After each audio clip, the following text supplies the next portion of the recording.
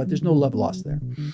And why should peace for hundreds of millions of people be held hostage to the whims of Mahmoud Abbas or Yasser Arafat? I mean, people who have dealt with terrorism all their lives. It doesn't make sense.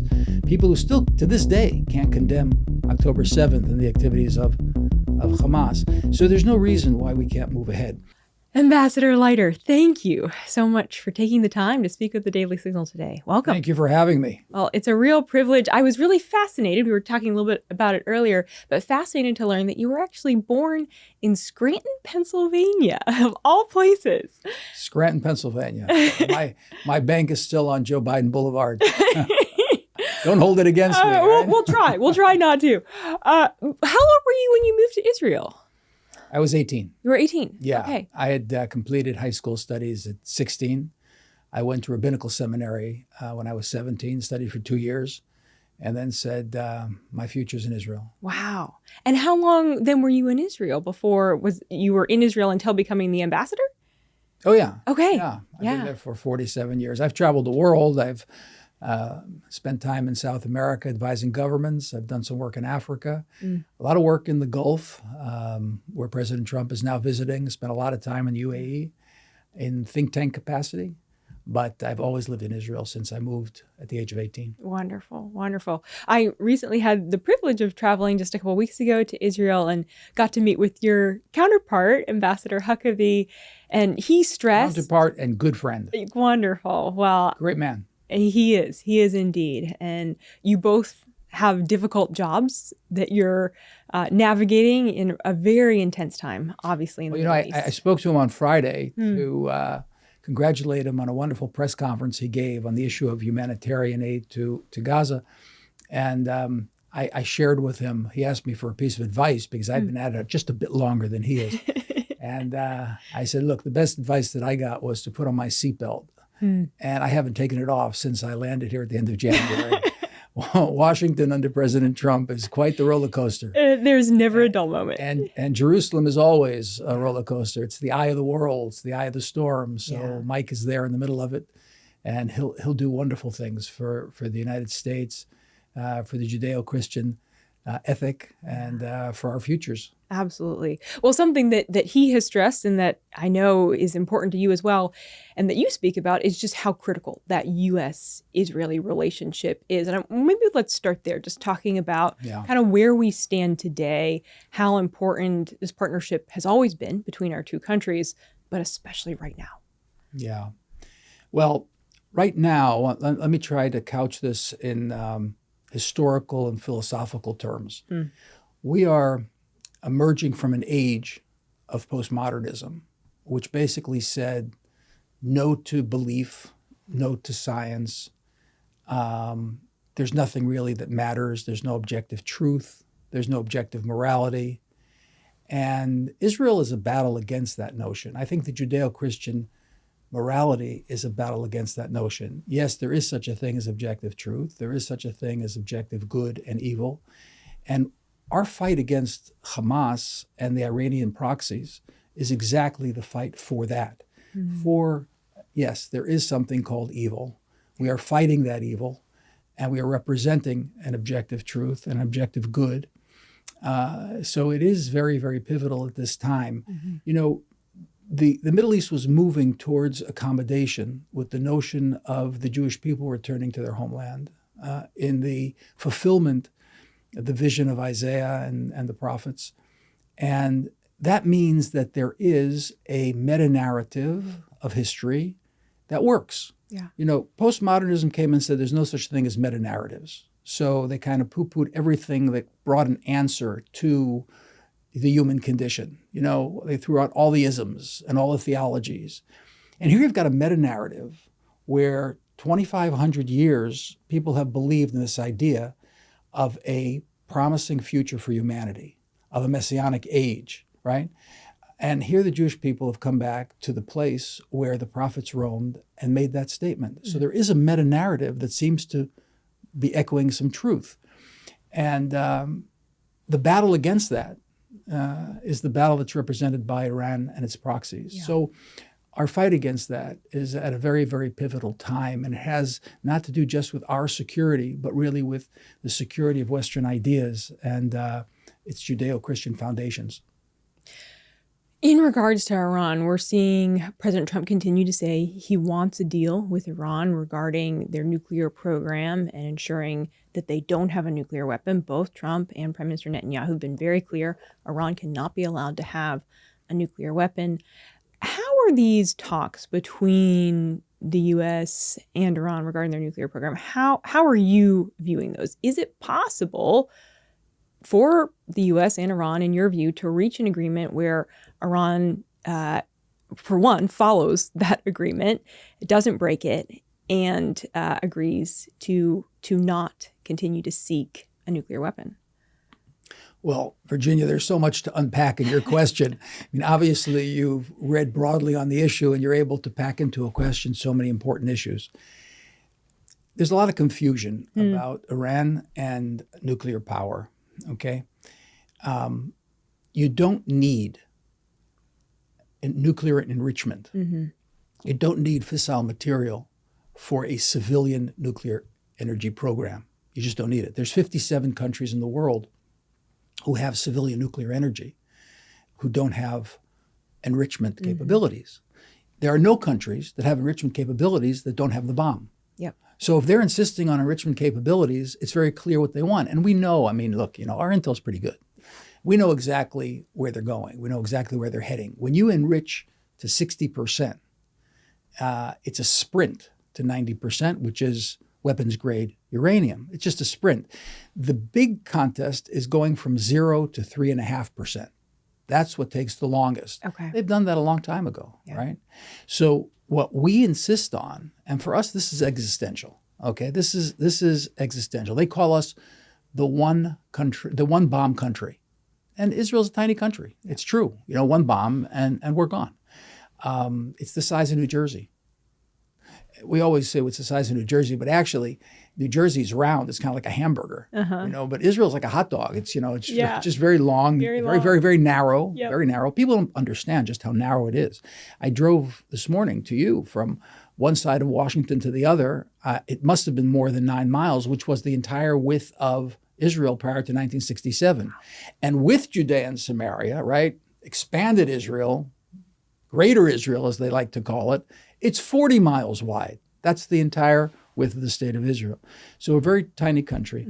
Iran repeatedly says that their intention is to destroy us. Now, as you know, Virginia, there's a lot of Holocaust legislation and Holocaust study and Holocaust museums. And sometimes I sense that with all the Holocaust study, the main point of the Holocaust is somehow lost. And that is that if somebody says they're going to kill you, believe them. Yep. It's just very simple. Yep. It's more important to understand that than it is to understand, how many people were deported from this particular village in Poland. Yeah. We have to understand that. They repeatedly say, we are going to destroy you. And we have to believe them. So it's existential for us. They cannot have enrichment facilities, and the centrifuges that they have, which are not needed for civilian nuclear power, have to be dismantled. So, our mantra is dismantle, dismantle, dismantle.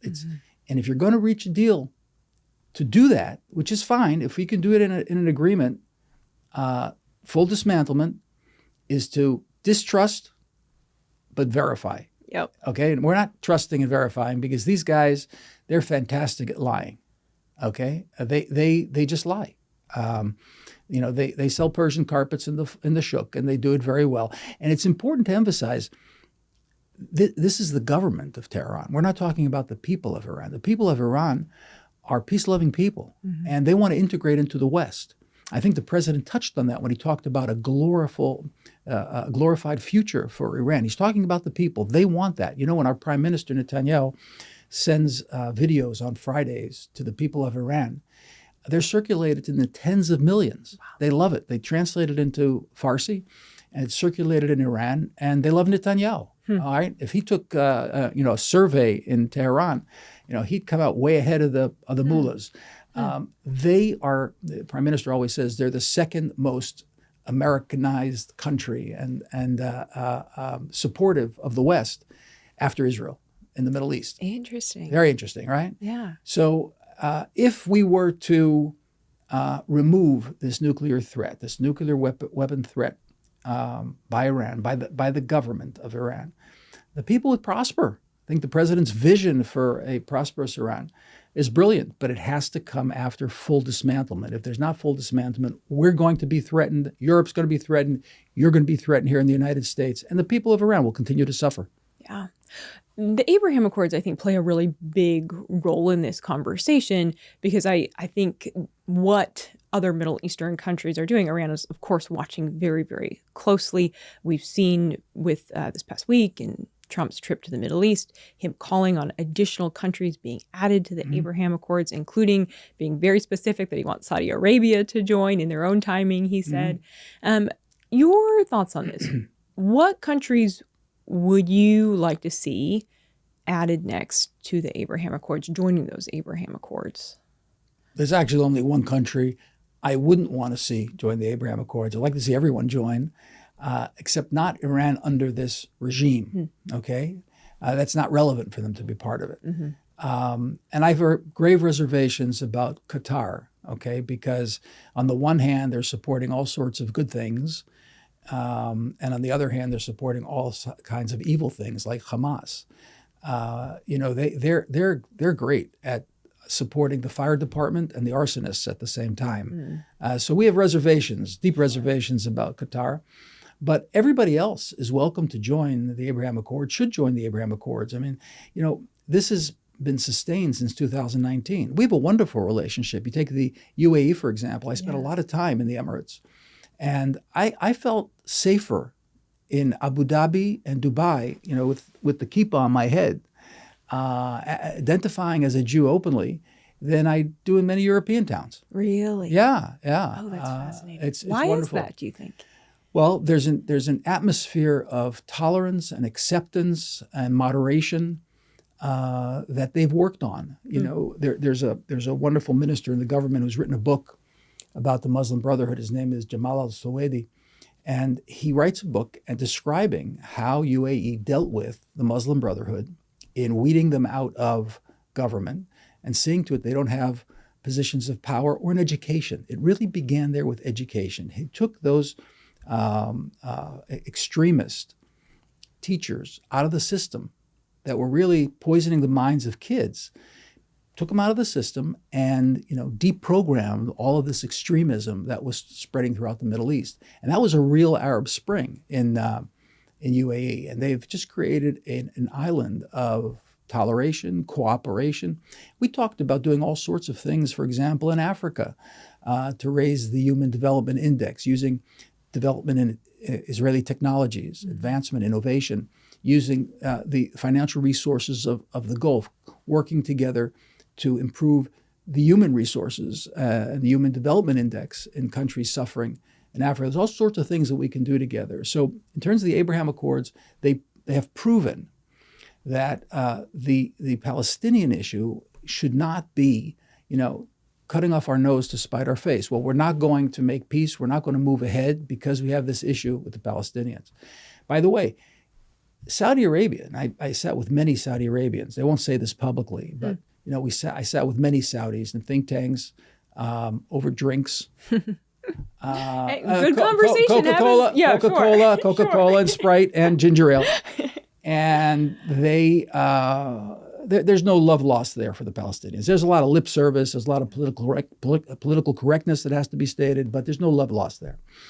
And why should peace for hundreds of millions of people be held hostage to the whims of Mahmoud Abbas or Yasser Arafat? I mean, people who have dealt with terrorism all their lives. It doesn't make sense. People who still to this day can't condemn October 7th and the activities of Hamas. So there's no reason why we can't move ahead. We could create cross-border infrastructure, for example, that can run from Haifa to Riyadh, to the Gulf, okay? The Gulf of Arabia, or whatever it's now going to be called, right? And everybody along the road, Jews, Judea, Samaria, Palestinians throughout Judea and Samaria, Jordanians that are in desperate need of water, Saudi Arabian villages in the western part of the country that are parched dry. If we have a cross-border infrastructure running with desalinated water, with telecommunications, with transportation lines, with utilities such as gas and oil, everybody's going to benefit along the route. Mm-hmm. Why should that all be held hostage to something that's never going to happen? There's not going to be an independent sovereign state other than Israel west of the Jordan River. There could be all sorts of autonomous arrangements, a lot of economic development. We can all sorts of, Emirati-like areas that are autonomous in the Palestinian areas. That's fine, but there's not going to be an independent sovereign Palestinian state west of the Jordan River. It's just not going to be. There's a complete absence of bandwidth within Israel for this now, particularly after October 7th. Yeah. So Saudi Arabia should join. And wouldn't it be wonderful if a country like Indonesia would join? With, hundreds of millions of Muslims. And couldn't we get Malaysia to follow suit? And how about African countries with large Muslim populations that could also jump into the Abraham Accords? And do you think Egypt would ever? Well, Egypt, we already have a peace treaty with. Mm-hmm. It's a colder, even though it's much older than the Abraham Accords are. I mean, we've had peace with Egypt since 78, 79, but Camp David Accords. But it's unfortunately a colder peace than it should be. We'd love to see, hundreds of thousands of tourists visiting each other's countries. Mm-hmm. There was a time when Israelis did visit the pyramids, but they're horrifically uncomfortable right now in Egypt. Egypt doesn't want us to visit. We think Egypt could be far more cooperative when it comes to Gaza. Why the heck not open up the gates? Yeah. And people talk about President Trump saying, well, we'll force them out. He never said we're going to force them out. He said we're going to let them out. Right now they're forced in by Egypt. So, open up the gates. Let people in Gaza decide where they want to go. Offer them alternatives. There are plenty. These are very industrious people, by the way. If they're not dominated by a terrorist organization like Hamas, I mean, Americans don't understand this. Imagine MS-13 taking over a county with 2 million people. That's what's happened in Gaza. This is MS-13, murderous thugs who rape, steal, and murder at whim have taken over 2 million people. Now, if we're successful, and we will be successful in destroying them, these people will be freer. They could be free to stay in Gaza if they'd like. They could be free to go elsewhere. They're very industrious. Anybody who absorbs them is going to be thankful, as long as they're not under this rubric of terrorist domination, this totalitarian system that they've been subjected to now for so many years. Yeah. Well, to that end, Israel has announced a very aggressive plan to really complete the mission of totally eliminating Hamas. If Israel succeeds in that, the question is, what happens in Gaza? Who's in charge? Do you see, I know there's plans right now for the Israeli government to go in and kind of, lead and rule things and make sure everything's under control. Would that be a long-term solution to have Israel essentially ruling Gaza? Well, it could be, not necessarily. I think that, people talk about the day after before they can imagine what the day after could potentially look like. As long as there's doubt about whether or not Hamas will remain standing, it's very difficult to think out of the box. Mm-hmm. Other than, of course, President Trump, who has thought out of the box with his plan for Gaza.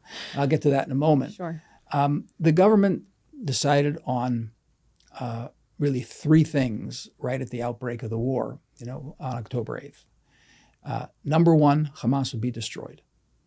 Number 2, all our hostages will be freed.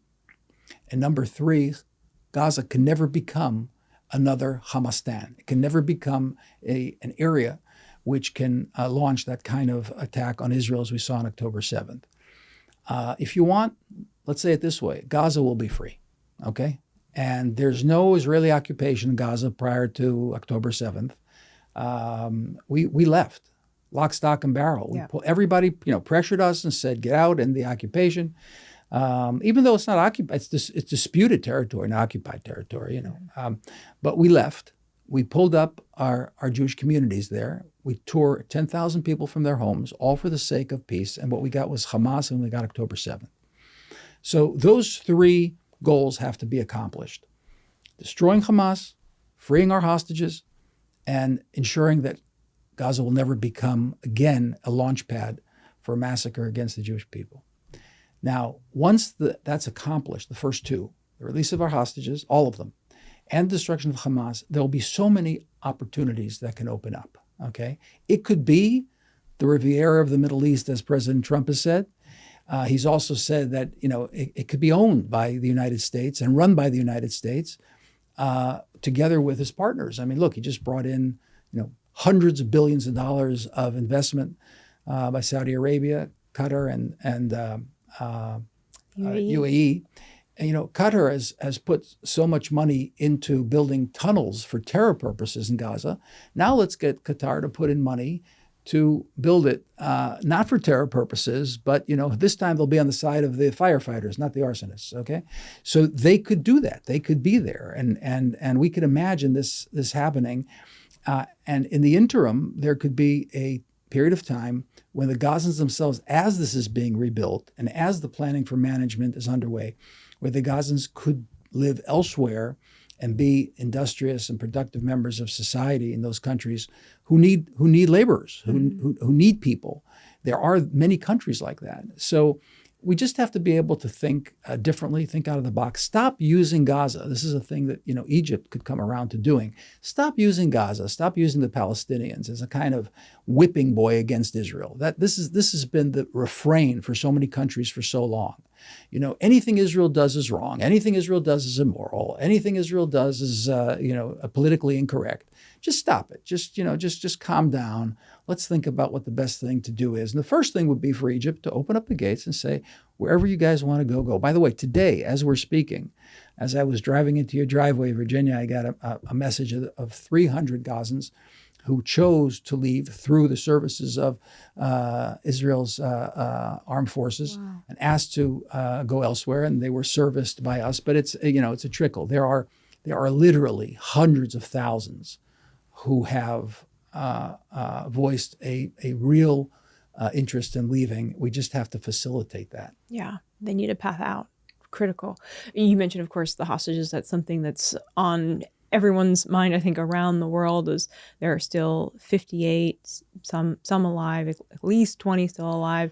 Well, we know that there's 20 alive, but this is just something that is so thoroughly unconscionable. Mm-hmm. That there are people being held in the 21st century in dungeons underground, and we have to negotiate with them to get them out. I mean, it's really insanity. Yeah, it shouldn't be. It's the height of immorality. So the 10 Commandments, we have thou shalt not murder and thou shalt not steal. And the interesting thing is that the rabbis in the Talmud said, well, there's another verse in Leviticus that talks about not stealing. So what does it mean in the 10 Commandments? Why would it say it twice? And they come to the conclusion that the not stealing in the 10 Commandments is not to take hostages, not to steal people. Wow. Okay, so the 10 Commandments really refers to, holding people ransom. The other reference refers to regular, stealing goods, material goods. And it's very interesting that the Bible would point that out, would state emphatically, exclusively, you don't take hostages. People are not to be used as bartering tools for achieving political goals. And they're in violation of the 10 Commandments, and we should say that. And they say, look, enough of this. This is the kind of barbarity that has to end. And we are in the forefront of fighting against this barbarity. I believe that my son gave his life for this battle against the barbarians in the name of morality. That's how I live with his memory. Yeah. Your son Moshe passed away, was killed in November of 2023. He was serving in the IDF. Share a little bit about Moshe, if you would. What comes to mind when you think about his son? The only thing that's difficult to share is a little bit. He was a larger than life individual. He was the love of my life. He was my inspiration. He was my oldest, first one of my 8 children to call me dad. Oh.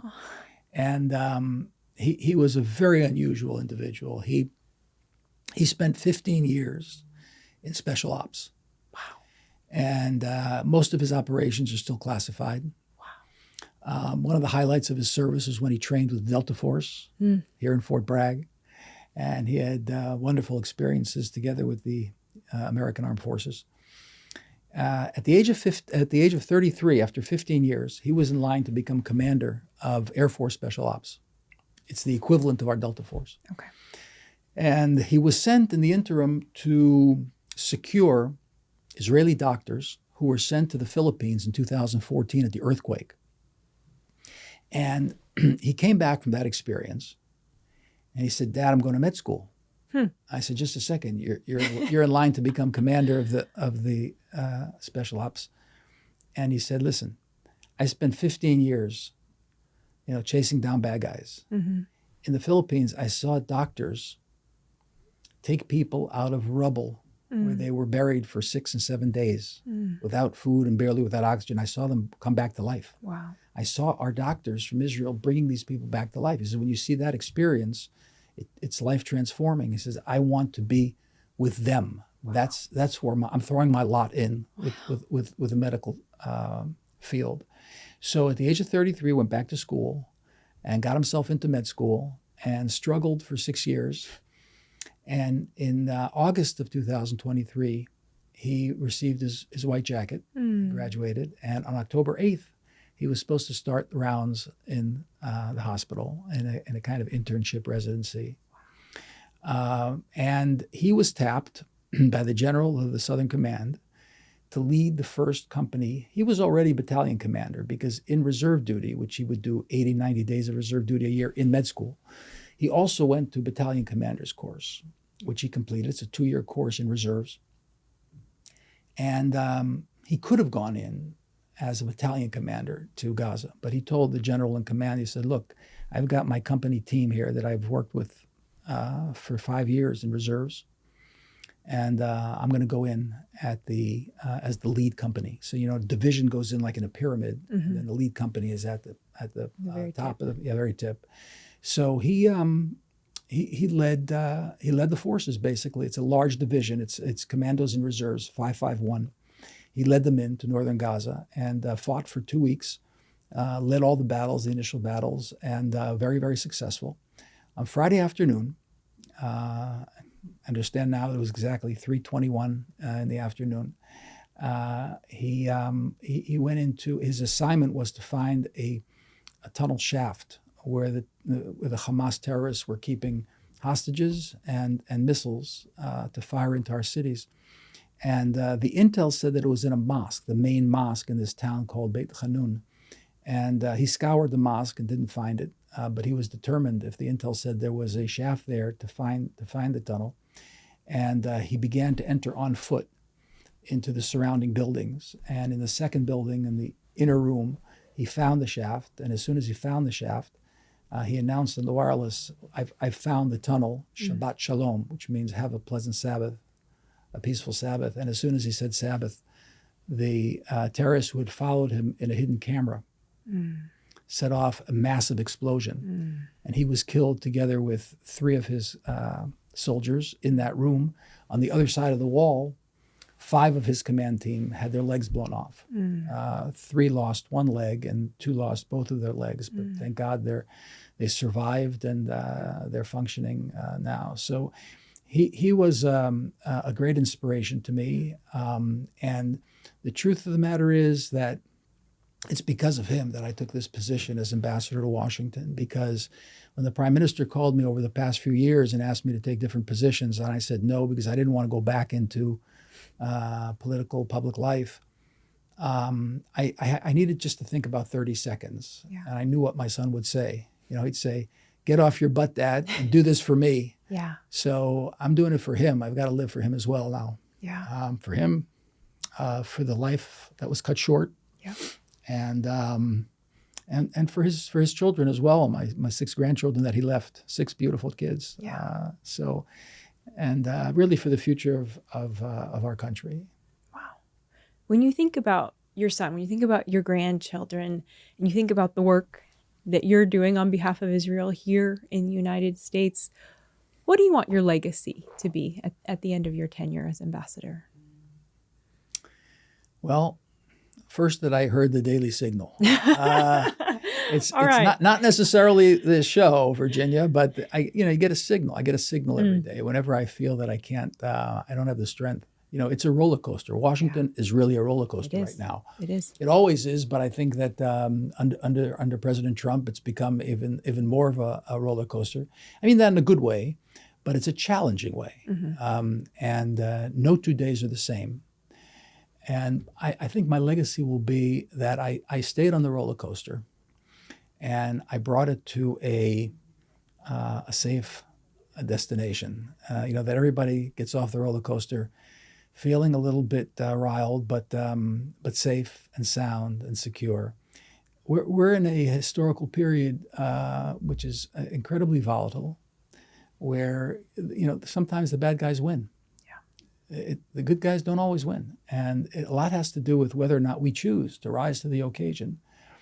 And that was my personal choice, to rise to the occasion when the Prime Minister asked me to come here as ambassador. And I think that I'm bringing my life experience of some 65 years to the fore, and everything that I've experienced and learned and grown from, I'm able to tap into and hopefully do the right kind of job. Look, I want very much to keep Israel as a bipartisan objective and ally of the United States.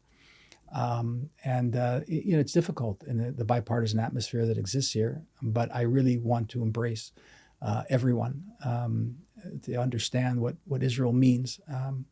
We have common values and common interests, and I think there's a very deep theological bond as well. That so many Americans have. I mean, I spend every weekend, Saturdays in synagogues and Sundays in churches. And it's beautiful to see. Sometimes, I'll go into a church with people I don't know, and I'll quote a verse from Psalms, and the congregation completes it. I mean, it's just fascinating to me. An entire congregation would know Psalms that well. And the conviction and the support for Israel and the return of the Jewish people to Israel and the Israeli heartland is heartwarming. So we need to come together and understand that Israel is not dragging America into something it doesn't want to do. America is only going to do what it wants to do, and we respect that. We want Americans to be more Americans and Israelis to be more Israelis and be friends at the same time. There's a dignity in difference. And I think that our histories project that dignity that there is in difference, the toleration of our societies, the emphasis on freedom of thought, freedom of choice, but of conviction to the guiding hand of history, to the acknowledgement that there's meaning to life and there's meaning to destiny, and that we have to work together to overcome the difficulties that are out there, the evil that is there, to recognize that there is such a thing, contrary to postmodernism, there is such a thing as evil, and to contend with it. And we'll come out together, we'll come out on top. Absolutely. Ambassador Leiter, I need to let you go, but I would be remiss if I didn't ask you, as you're talking about this relationship between Israel and the United States, about some just recent shifts in that, and specifically around the shift of U.S. military aid really becoming sales, selling weapons instead of giving that as aid, those transitioning to sales. Your view on this transition in military assistance between the U.S. and Israel? Well, I think the more that Israel is independent, it's in Israel's interest. We've weaned ourselves off American aid. Israel today has a powerful economy. We'd like to see the continued cooperation between our military and yours, our military and your military industry. Lockheed Martin does a lot of business with F-35s because of our experience. There's no army in the world that has as much experience as we have with many American products. And they're waiting to see, how it works for us before selling it elsewhere. And we bring, we're a very innovative country, and we bring tremendous amount of innovation. The reason, by the way, that we're so innovative is because we haven't chosen victimhood. At every difficulty, we've chosen to overcome the difficulty and innovate to get along, to get by, to survive. And we bring that innovation and share it with our friends. So whether it's in the area of high tech or pharmaceuticals, healthcare, we have an awful lot to give, and we want very much to do that in partnership. with our big brother. I mean, we're very much a little brother, and sometimes there's sibling tension, sibling rivalries, but at the same time we're one family, and we always have to remember that at times of potential schism. Absolutely. Ambassador, thank you for your time. Greatly appreciate it. Thank you, Virginia.